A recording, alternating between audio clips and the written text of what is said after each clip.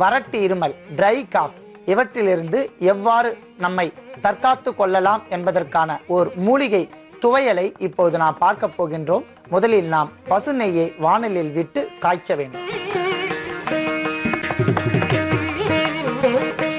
நன்றாக காய்ச்சிய அந்த பசு நெய்யில் ஒரு சிட்டிகை அளவிற்கு பெருங்காயத்தூள் போட வேண்டும்.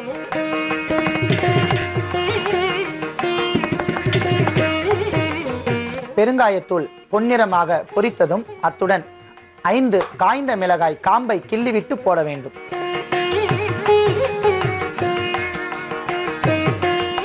காய்ந்த மிளகாய் பெருங்காயத்துடன் இணைந்து பொன்னிறமாக வறுக்க வேண்டும்.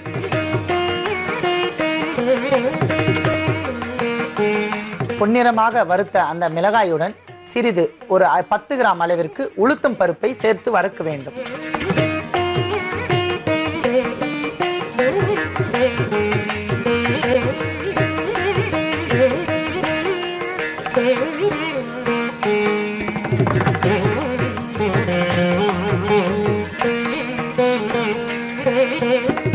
பெருங்காயத்தூள், உளுத்தம் பருப்பு, காய்ந்த மிளகாய் இவை அனைத்தும் பொன்னிறமாக வறுத்து விட்டபடியால் அதை நாம் ஒரு கண்ணாடி குப்பியில் தனியாக எடுத்து வைத்துக் கொள்ள வேண்டும்.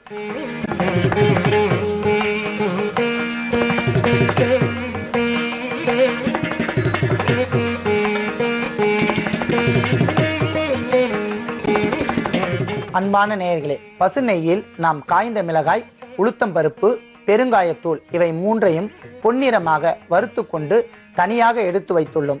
அதற்கு பிறகு இப்போது நாம் தூதுவளை என்று சொல்லக்கூடிய இந்த தூதுவளை கீரையை அந்த வாணலில் நாம் பொன்னிறமாக வறுக்க வேண்டும். நெய் தேவையில்லை, ஏனென்றால் ஏற்கனவே நெய் விட்டு அந்த வாணலில் உள்ள அந்த வாசனையே போதுமானது. ஆகையால் பச்சையாகவே இந்த இலையை வதக்கிக் கொள்ளலாம்.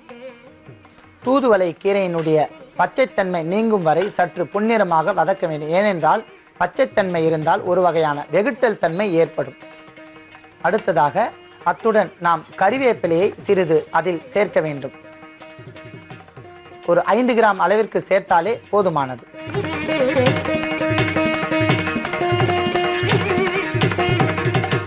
நன்றாக வதக்கிய அந்த தூதுவளை கறிவேப்பிலை இலையுடன் கொத்தமல்லி தழைகளை முழுவதுமாக போட வேண்டும்.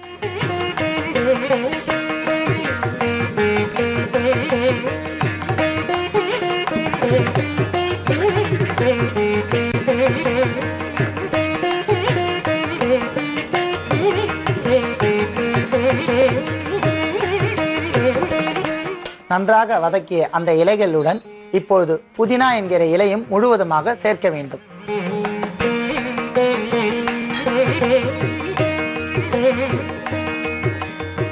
அத்தனை மூலிகைகளும் நாம் வதக்கி எடுத்துக்கொள்ள வேண்டும்.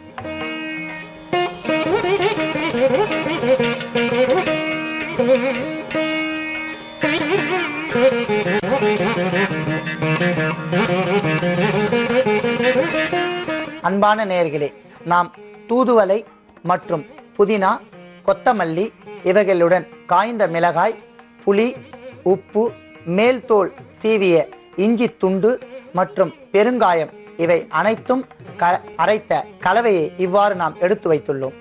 இந்த கலவையில் இப்போது அத்தனை பொருட்களும் சேர்ந்து ஒரு மூலிகை துவையலாக தயார் செய்து விட்டோம். இப்பொழுது இதை நாம் தாளிதம் செய்ய வேண்டும். அதற்காக அரை சிட்டிகை நெய்யில் நாம் கடுகை பொரிக்க வேண்டும்.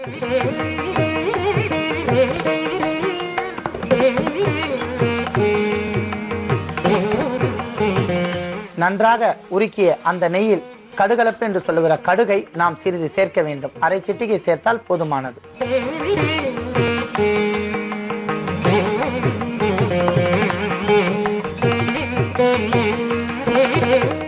நன்றாக நெய்யில் கடுகு பொரிந்ததும் நாம் அரைத்து வைத்துள்ள இந்த தூதுவளை விழுதை மற்றும் பல்வேறு வகையான மூலப்பொருட்களின் இந்த விழுதை அந்த நெய்யில் நாம் வதக்க வேண்டும்.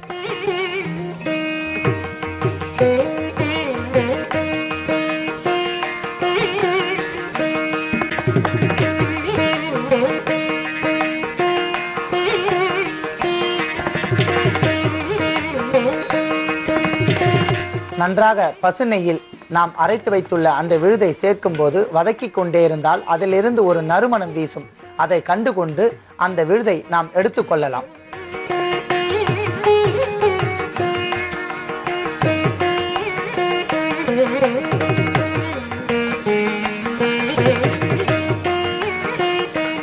அன்பான நேயர்களே, அற்புதமான ஒரு அருமருந்தாக விளங்கக்கூடிய இந்த தூதுவளை துவையல் என்கிற அற்புதமான பொருளை நாம் செய்து வைத்துள்ளோம்.